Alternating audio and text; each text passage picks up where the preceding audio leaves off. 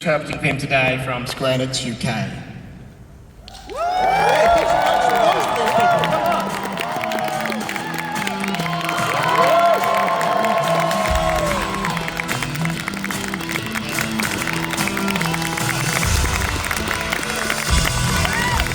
Hello guys. And so of course we've got the director here, which is fabulous. We've also got some of the voice talent who bring the fabulous characters of this game to life. So first of all, please welcome Tifa. This is Britt Barron.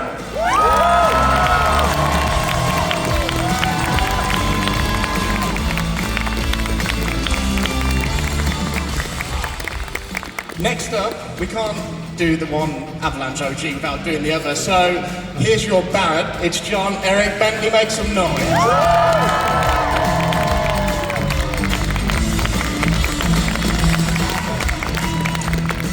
And then it's on a mission that they encounter mysterious flower girl. Please welcome Brianna White, Eric.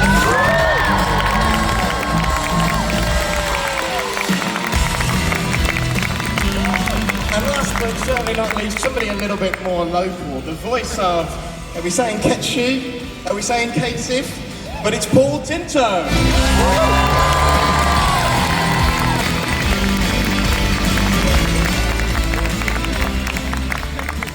Hello everyone, and thank you for your wonderful welcome for us all. I guess, crikey, where do we even begin with a group like this? Let's do the obvious thing first, which is just, I want to know what all your experience and relationship is with the original game and the subsequent works. I know some of you probably were into that, some of you maybe were less so. So what was your status there? I don't know if Hamaguchi-san wants to start.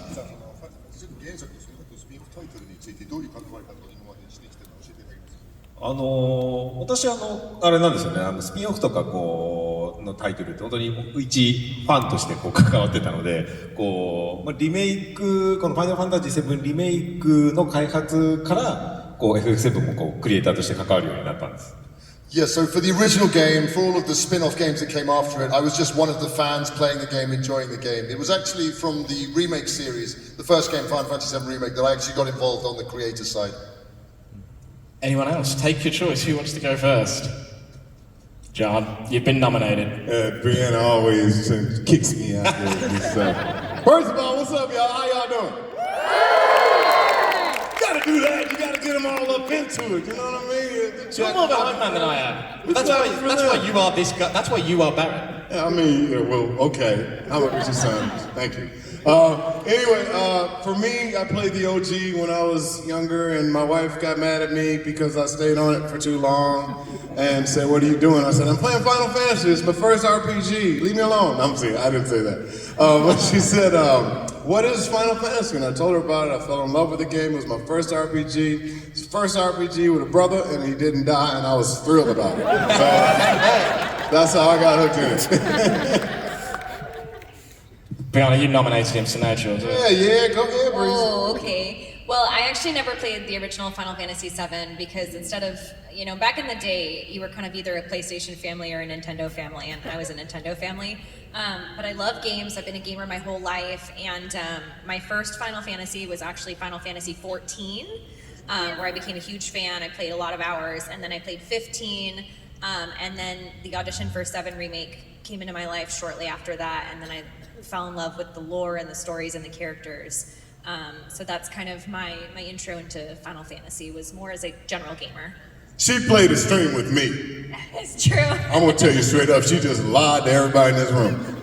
I'm teasing, I'm joking. Okay, I'm just exaggerating the truth. But she did play the OG, and we had a stream on the Twitch channel. Yeah. That was my introduction into who Breezy really was. Love her. So that was a lot of fun. If you want to go see it, it's on my YouTube channel. But we played the first, what would you say, like hour of the original? About an hour and a half. Yeah. Got into it. So that was a lot of fun. How about you, Britt? I really was not. I was also a Nintendo family growing up, if we're being honest. So I was only familiar from the Kingdom Hearts commercials on the Disney Channel growing up, where I'd be like, I know, yeah, I'm like, I know Donald Duck, I know Mickey, who's the guy with the weird hair? So that was kind of my introduction, and then years later, when this audition came, that's when I kind of started to understand the world. But I don't think I fully grasped the Final Fantasy VII like fandom and the scope of the game until I was cast. And honestly, even until conventions. Because getting to meet people and hear the stories face to face is what has brought the level of Final Fantasy VII to like space for me. I'm like, this is crazy. This is such an amazing world to be a part of. And Paul, obviously you're coming in a game in, so is that... Yeah, I mean, I didn't grow up with a Nintendo. I had a hand-me-down, so I was playing the Amstrad. So we were playing Roland in Time in the Amstrad that never ends. So I played that, and then eventually we graduated to a PlayStation. But I had a few friends that played Final Fantasy. I was playing Medal of Honor and a bit of Tekken, and then we've got some Tekken fans in the house, and then so when the game came along, I kind of knew of it, but I had no idea what I was getting myself in for. When I turned up into the booth the first day, I thought I was just recording maybe for a couple of weeks, and then and I was taking my NDA seriously, because they said, please don't publicize this or anything. So eventually, 6 months down the line, I go to my cousin who's a gamer, and I'm like, look man, do you play Final Fantasy? And his eyes kind of light up, and then I tell him who I'm playing, and then I see he sees panic come into my eyes, because he's suddenly like, yeah man, everyone's gonna know who you are. So that was my introduction to the game. So for any of you, did that change your approach in the sense of like, you guys coming in, various levels of knowledge? Like John, I imagine you're coming in, you're thinking about that original voice, that original translation, that Mr. T-tone, and thinking about how you can modulate that. Whereas other people coming in, not with the knowledge. How did that change your performance, do you think? For me? Yeah. I didn't want to play Mr. T. I love Mr. T. I think he's an incredible man, not just the character that everybody sees. He's an incredible man of God. But I didn't want to make Barrett a caricature. I didn't want him to be I've said it before, an angry black man who knocks Wedgie across the pool table or anything like. I just wanted him to be relatable, so that the fans could see how many layers, so to speak, this man has, and how many responsibilities that he puts on himself, some too much, with his team members, with his daughter Marlene.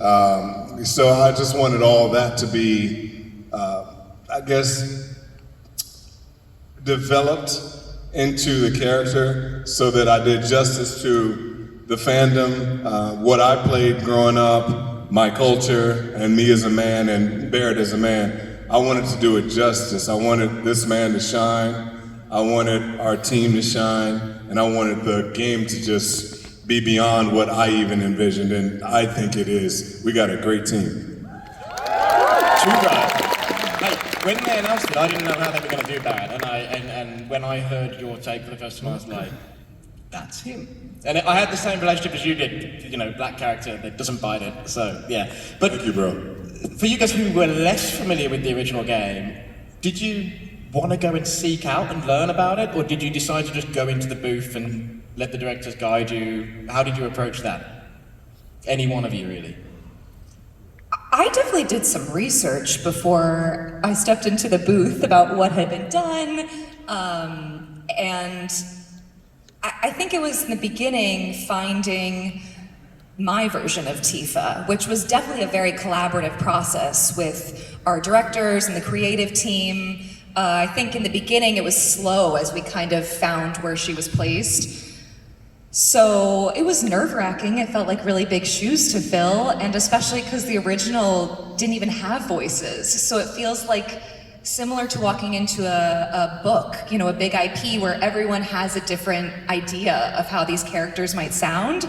So it was really intimidating. I had never done a huge IP like this, but it was a collaborative process. But I had definitely looked and seen, the story and the characters and what had been established, and that was a great launching pad. But at the same time, I didn't want to just do an impression. I think for all of us, they encouraged us to make these characters our own. Fabulous. Any thoughts, Bianca? Yeah, I distinctly remember one of my very first sessions in the booth. We were working on a few lines, and they asked me to kind of lean into a certain emotion, and I was like, but does that really fit with her character? You know, she's like this sweet flower girl. And they pulled me out of the booth, and they were like, well, let's have a talk. Let's talk this over. And they told me, you know, she is a sweet flower girl, but that's not all she is. And we want to showcase that. We want to acknowledge that she's had a very tough life. She grew up in the slums, and she's tough as nails. So when she's sassy or she's teasing Cloud, that's because of her very real background and all of the layers that they wanted to show in her in Final Fantasy VII Remake. So I very distinctly remember that conversation and thinking, oh, I'm ready now. This is gonna be awesome. So even though I didn't have a ton of familiarity with the OG Final Fantasy VII at the time, getting to now voice Aerith in as many games as I have, as many different versions and times of her in her age, yeah, it's been collaborative and just an absolute joy to experience. Well, thank you all for bringing these characters to life, because they're so iconic. And speaking of iconic, this man is the one putting it all together. So part of why you're here, obviously, Hamaguchi-san, is to talk about the Switch 2 and Xbox versions of Intergrade. Everyone always wants to ask the nice questions. I want to ask the nasty question. What's been the most challenging thing for each platform in bringing that over? アイコニックのキャラクターといえば今日の主役である浜口さんにいろいろお聞きしたいところなんですけれども、他の人は多分もうちょっと優しい質問にするんじゃないかと思うんですが、僕はちょっと難しいことを言いたいんですよ。今日は主にXbox 版、スイッチ2版の新しいバージョンの宣伝に来てくださっていると思うんですけれども、その2つのプラットフォームに移植するにあたってどのようなチャレンジ、どのような難しいところがあったんでしょうか。まず最初にちょっと開発の話をする前に声優の皆さんが任天堂を好きな方が多いというのを今聞いて任天堂スイッチ2にローンチしてよかったなとまず思いました。Yes, so before I start talking about the development in detail, I'd just like to say, hearing that so many of our voice actors today were Nintendo kids, I feel very glad that I'm bringing this game to Nintendo Switch 2 now. Thank you. やっぱり私ゲーム開発者なのでやっぱり一番自分が作ってタイトルを世の中に出して一番やっぱり幸せを感じるのってやっぱ多くのゲームファンの方に触ってもらうことだと感じています。So yeah, I think as someone who makes video games for a living, as I'm a game creator, the thing that just makes me happiest and brings me the most joy in the job that I do is being able to deliver these games to people in the real world and seeing the fans enjoying them. なんで今回任天堂のゲームファンの方々、Xbox のゲームファンの方々にも新たにこのファイナルファンタジー7のリメイクシリーズが届けられるっていうのは本当に嬉しく思います。So it really does make me happy to see that we can finally get the Final Fantasy VII remake series to gamers who play on Xbox, to gamers who play on Nintendo platforms. なんでこの今最終作を一生懸命作ってますけどここに向けてさらにこの「ファイナルファンタジー7」のフランチャイズがさらに盛り上がっていけるように我々も開発側も一生懸命やっていくのでぜひ皆さんの応援サポートよろしくお願いします。So yeah, we're working very hard on the third part of the trilogy right now, and even before then, the whole of the team are working together to really create this buzz, this excitement around the Final Fantasy VII Remake series. So yeah, looking forward to delivering that to you guys in the not too far future, and just asking, keep supporting us. Thank you so much for that. Thank you. I'm glad you said it. We'll push him a bit. I'm glad he said it. Because all y'all asked all of us a minute ago, now you heard it from the man. Yeah, we will have some audience questions, and you're gonna not ask about that. そうさっきなんかミート&グリートやってたら3部作目の開発が止まるかもしれないって聞いたんですけどって聞かれそんなわけがない。Yeah, so just want to clear this up. At the meet and greet we had out there, someone came up to me and said, "Oh, I've heard this rumor that development on the third game is being cancelled." And that is absolutely not happening. It is going ahead. Everyone's still in a job, which is what we want to hear. I want to ask you about the development of the first two games rather than the third. I'm curious about how you decided on the structural changes you were going to make to the story.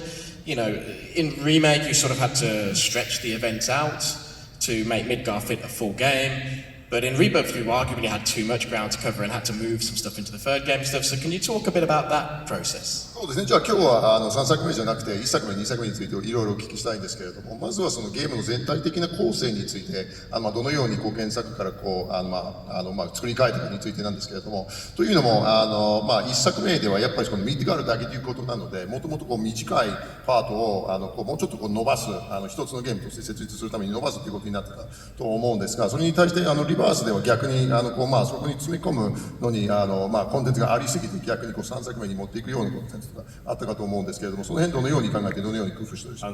実際この開発、この「ファイナルファンタジー7」のリメイクのプロジェクトが立ち上がった時にある程度やっぱ野島さん、シナリオライターの野島さんの方で大きな構成っていうのはもう最初から決まっていました。Okay, so in terms of the overall construction, the structure for all three parts of this trilogy, at the beginning of development for each game, the overall structure is pretty much fixed down. It's decided by our scenario writer, Mr. Nojima Kazushige.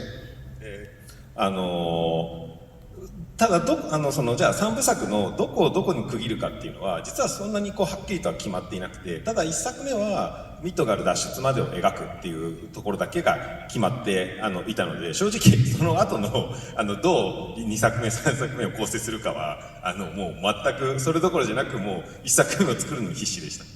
So yeah, like I say, we had the overall plot, the overarching structure was already down there, but when we started on the first game, all we'd really decided was this is going to be the story up until the escape from Midgar. And honestly, there was nothing decided about where we're going to cut the second game and third game after that. So, speaking of Rebirth, I want to ask about the Final Fantasy is at its best, I think, when its stories about these amazing characters and parties of characters.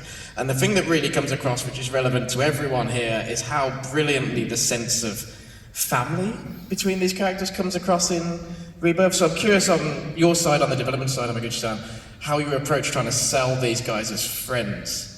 そうですね、ファイナルファンタジーが一番輝く時はやっぱりそのキャラクターの絆がしっかりと描かれている時だと思うんですけれども、今回のファイナルファンタジー7のこれ今日来てくださっている全員に関係ある質問ではあるんですが、やっぱり家族のように強い絆を持ったグループが描かれる時が一番強いと思うので、今回やっぱりファイナルファンタジー7の登場キャラクターがみんななんか家族とかもしくは友達のように団結しているようなことをどのように描いているか教えていただけますでしょうか。そのファイナルファンタジー7のリメイクを作るときに掲げてたチーム、開発チームに掲げてたテーマが再会っていう言葉なんですね。So there was actually a very big theme that we set down when we first started development on Final Fantasy VII Remake for the first game. And the theme that we followed everything on, the whole game followed this, was the idea of a reunion. でそれって2つの意味があって、原作の「ファイナルファンタジー7」が20年以上時を超えてもう一回リメイク作品って生まれ変わる中で、クラウドとかティファとかエアリスみたいなメインキャラクターたちと皆さんですよね、ファンの人たちがもう一度新しい表現で会える。So there's two parts to that, and you can interpret in two different ways. The first of those is the idea that this is returning to Final Fantasy VII after more than 20 years. So this is the fans coming back to meet the favorite characters, Cloud, Aerith, all the others, again after such a long time away. でもう一つはもうゲームの中の話ですよね。クラウドとか仲間たちがもう一回再びゲームの中で会えるっていうことをそこを実現するために作品を作っていました。The other side of that is obviously how the characters relate to each other in the game itself. This is Cloud, Aerith, Tifa, kind of coming back together again within the story as well. So how we showed their feelings and how that affected them was a big part of the direction for the development of the game. そういう意味でやっぱりキャラクターたちの関係だったりもう一度再び会うシチュエーションっていうのはやっぱすごくこだわってゲームを作ってたので、そういうのが皆さんにまた伝わって、さらにボイスアクターの方々がさらにキャラクターに命を吹き込んでくれた結果、多くの人の心に残ってくれたんだったらもうものすごく嬉しいです。So I think if that's gotten across to the fans here, then I've done my job, and I'm very happy to see that we've achieved what we wanted to do. That was something we took a lot of care and paid a lot of attention to in the development, is creating these situations, these scenarios where the characters come back together, how that's presented. And then obviously the next layer is these guys, these amazing voice actors who put the life into each of those characters and the emotion they felt in those situations of reunion. So I'm quite happy with that, because it seems that that did get across to the audience.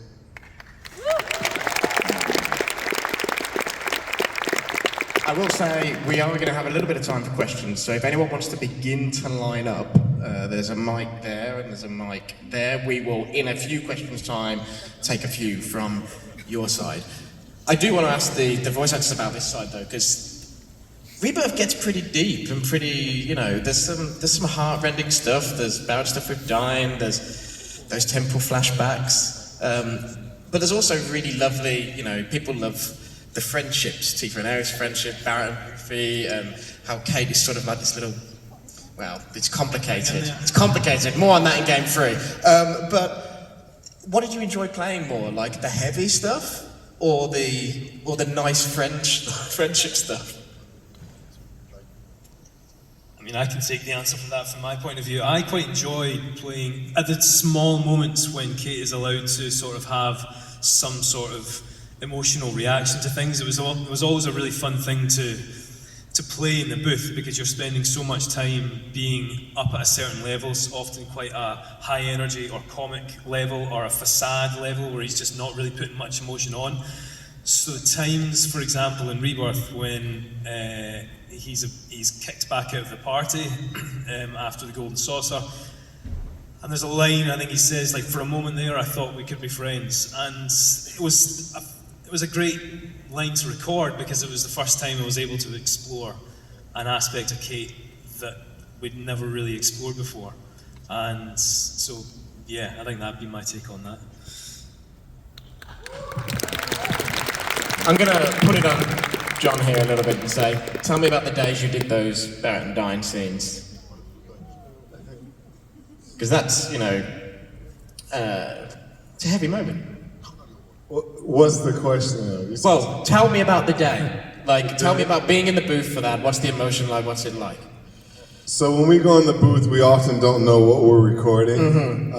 So because I had played the game before, I knew what was happening in the second disc from when I was, you know, back in '97, and I knew it was coming. I just didn't know when. But I remember asking the director, "Give me a quick second."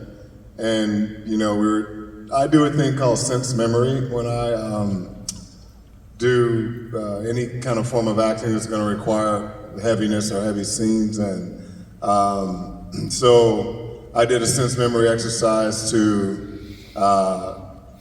get ready to do the scene about dying. And we went into the booth and we did it. And they wanted to take a break in between. I'm like, no, let's just keep going through.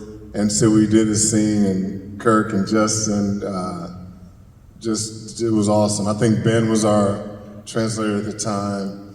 And so we did the scene, and I'm trying not to go there, but I had to, you know, whenever you have to go there and play something so heavy, as an actor, you kind of go back to and rely on your training. And for me, training is awesome, but I'll never forget, and I know you can attest to this, we've talked about it before, when you learn everything in acting school and your teachers and everything, when you get out into the real world and you get ready to do a scene, the first thing a real director will do is say, throw all that acting stuff out the window, and you gotta make it real. So I wanted it to be real, and that's why I did a sense memory exercise to relate to my relationship with dying, and it matched my relationship with my father. So that was, you know, why I did it.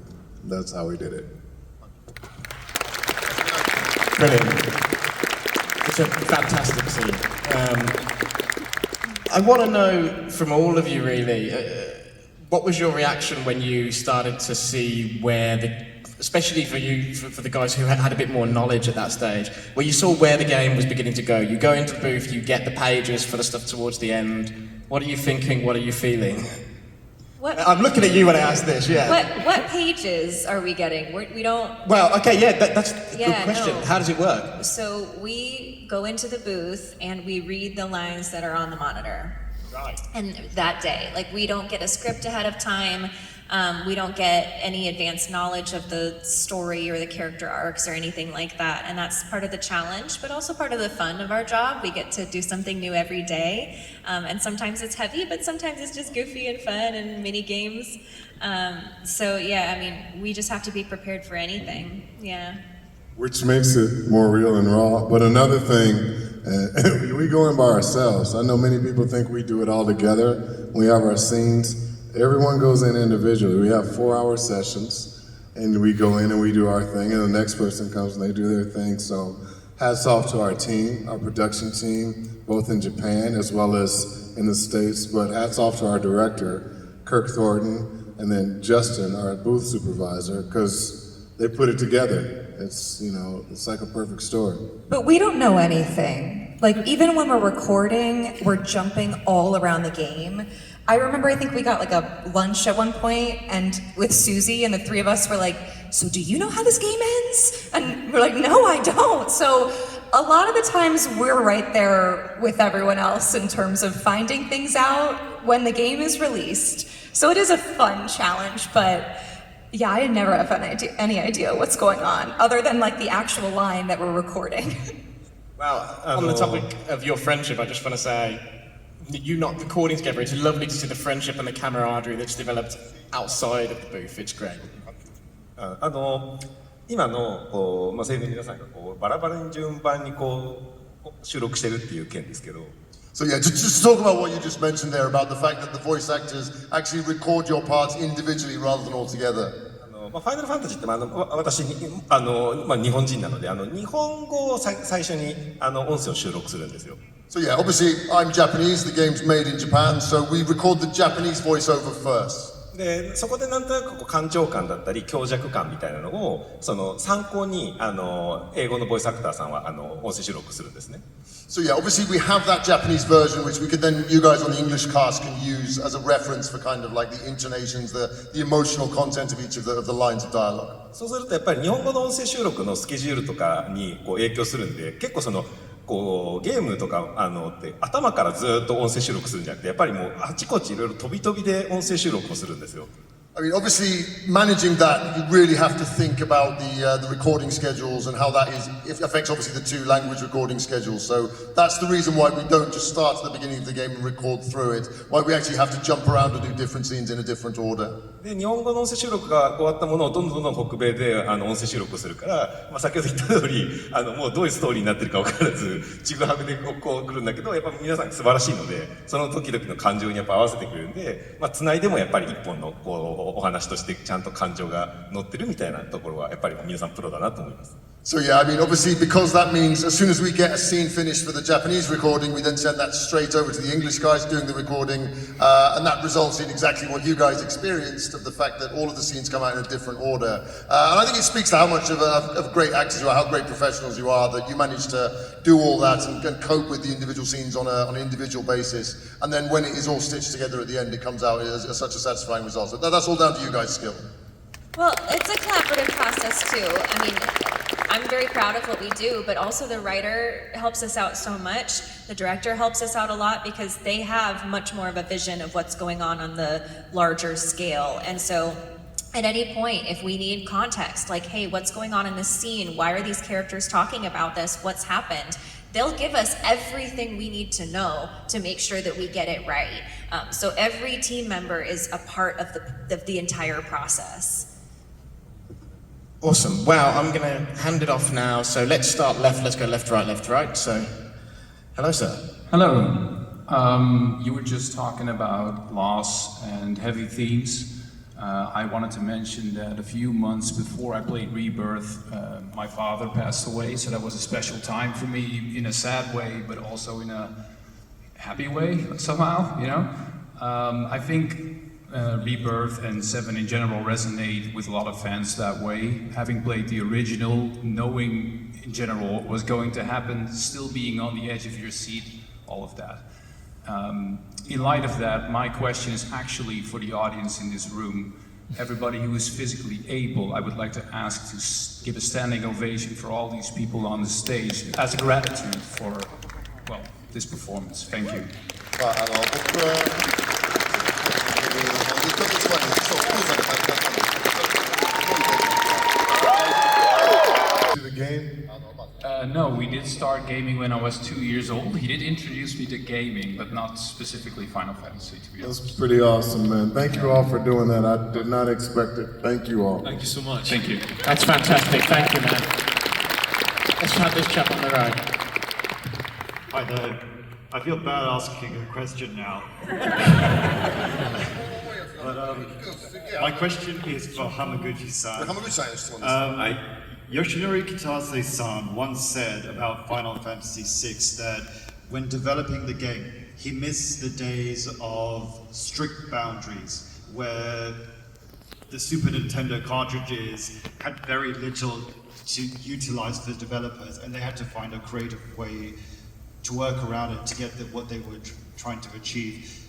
What you've achieved with this remake project so far is incredible. And, you know, it's been phenomenal. But I'm sure as a developer, you must have had real difficulties trying to get things running with like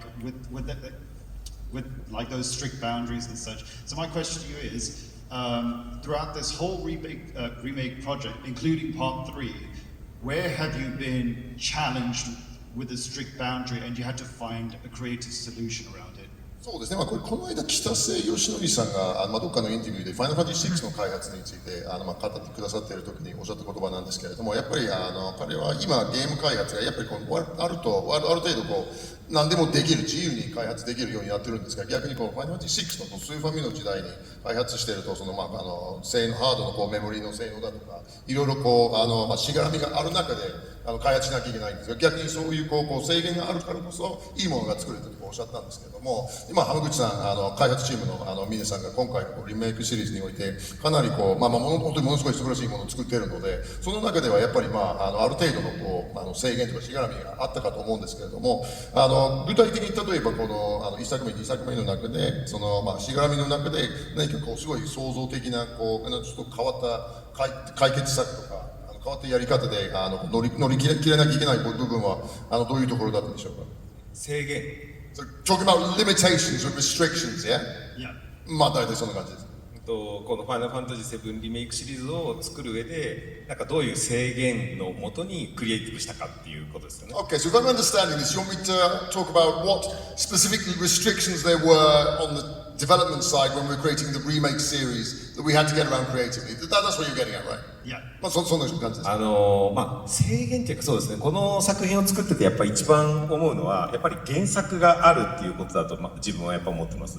No, so I think the biggest restriction, the biggest hurdle we have when working on the remake series is the fact that there is an original version we have to work from. で、やっぱ常に自分をこのファイナルファンタジー7の一ファンとしての目線を常に持ち続けて、原作のどこまでは残して、どこまでは改変していくかみたいなところのやっぱ線引きっていうのは、ある意味一つのその制約というか、常にやっぱ気を使いながらやっているし、3作目も含めてやり続けないといけないところだとこのプロジェクトは思ってます。So yeah, from working on this whole project, the first 2 games, and it's exactly the same for the 3rd game as well, is the fact that we have to make sure that we don't lose that perspective as a fan of the original game. That is very important, and we can't lose sight of that. But at the same time, we have to work out, well, how much can we change? How much should we change? And how much should we keep as exactly the same as the original? And drawing that line and making those distinctions and cutting that is obviously a very difficult challenge. We really have to think very hard about that each time.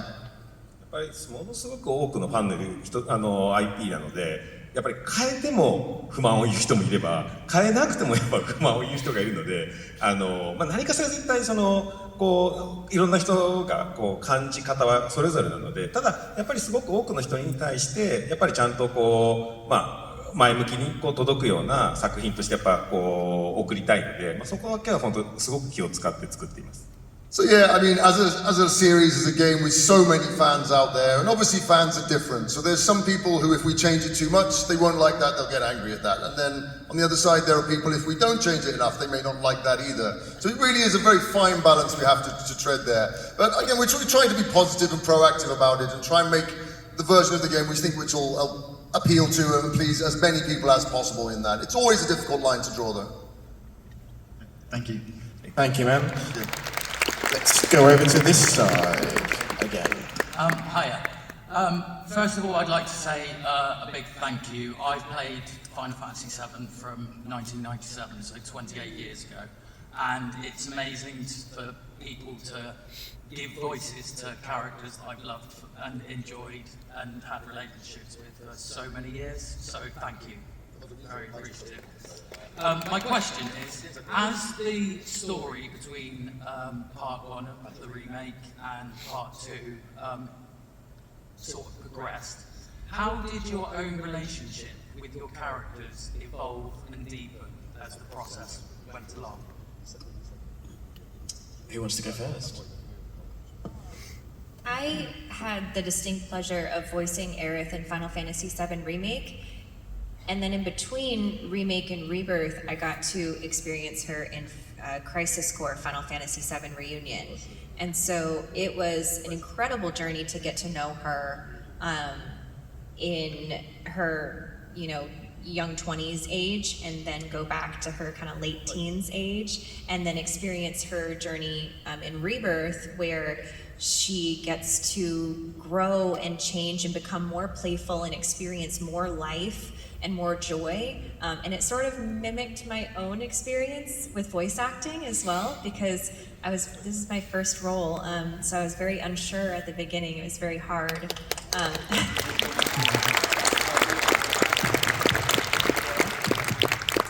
But by Rebirth, I had done so much. I'd been in the booth so much and loved this character for so long that I got to experience joy as an actor in a way that I never had before too. So that was really special. Anything to add, guys? I mean, yeah, I'm just gonna echo what you said. I think in the beginning also because there was a lot of pressure walking into this project, at least for me. Remake in the beginning, I think I was a little on edge. I really wanted, I wanted to do the fans right. I wanted to do right by Tifa. And I think by now, we've spent so many hours in these characters that I'm like, oh, Tifa, I know her like the back of my hand. Like I'm so comfortable playing her. I've fallen in love with her to the point where I never want it to end. It feels like it's been so many years now. She feels like a part of me. Because that's a lot of hours in the booth. So when I look back on walking in the first day, I hope I don't get fired, to now where I'm just like, again, I don't want it to end, but it feels a lot more comfortable. I feel like I've gotten to know I know her in such a different way now. And they've done such a beautiful job of making these characters so well-rounded. We get to learn so much as the games have progressed. I wasn't in Remake. So my I don't care how you was feel pretty about the easy to second get one. How do you in. feel about Rebirth? My experience coming into Rebirth. Yeah. I mean, weirdly, the first day in the booth for me was a kind of a weird one because I recorded it all in Scotland. So the first way. So any Scottish people in the audience, you can know that all of Rebirth was recorded in Scotland, and we tuned in. The director tuned in from LA about 6 o'clock in the morning. It was 2 p.m. for me, and then in Japan it was like 9 o'clock, 10 o'clock at night. But then quite soon on, I realised I discovered another pressure that I was the Scottish vocal authority on this. Because obviously the director and the translator were both American, who were great. The translator, I want to say, or the translator I was working with, both Ryan and Ben, they were amazing at letting me throw in things that I would feel would make the character more authentic and try and steer away from traps that would make the character stereotypically Scottish, which was amazing. But then on the other side, the guidance of the character was sometimes left for somewhat because they would just be like, yeah, Yeah, it sounds great. So you're like, oh boy. It's like, I don't know if I want all of this responsibility. I'd rather just someone direct me and tell me what's good and what's not good, rather than everything being, yeah, it's great. So that was my experience very early on. But then, once you start getting to the nuance of it, you realise there's a place for the character to go. So I think the pressure that both Brett and Bree are talking about, I experienced later on. Bizarrely, once my naivety had sort of left me, and I suddenly realized what I was dealing with. It's real simple for me. It was, you guys got to see Barrett in Remake, and Rebirth allows you to see why he was the way he was. So you got to see the development, and you got to see his backstories, and you got to see who he was because of what he went through. Awesome. Well, I'm terribly sorry, but we do have a very angry clock flashing at us. Well, that's what that is? Really aggressively, yeah. That's our shut up and get off clock. But I wanted to give the last word to Hamaguchi-san in the run-up to the January release of January 22nd, don't forget, of the new version, and of course of Part 3.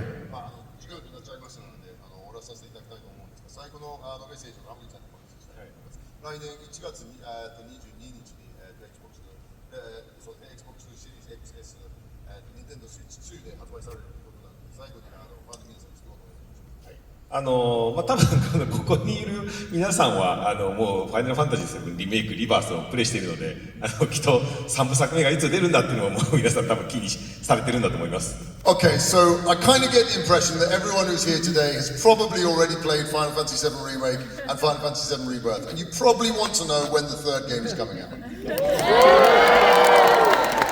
もちろん今日この場で何かをお伝えすることはできないんですけど、今本当に一生懸命開発してますし、私このイベント終わったらもうすぐホテルに戻るんですけど、また3部作目のチェックもします。Unfortunately, I can't tell you that today. But rest assured, it's going very well. We're working very hard on it. As soon as this panel finishes, I'm getting off stage, running straight back to my hotel, and I'm getting straight back to checking some of the levels in the game that we've already created. I have to say, guys, the facial expressions down this line as that began were incredible. You probably couldn't see them from that angle, but there was a real moment there. Thank you so much, everyone. Can we have a huge, huge round of applause for you guys? Thank you for being so patient. Thank you, guys.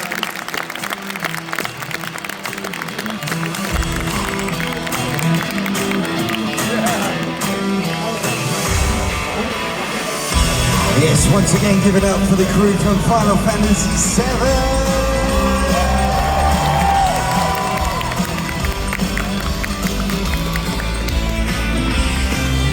And big shout to our BSL team as well, keeping up with it stuff. Well done.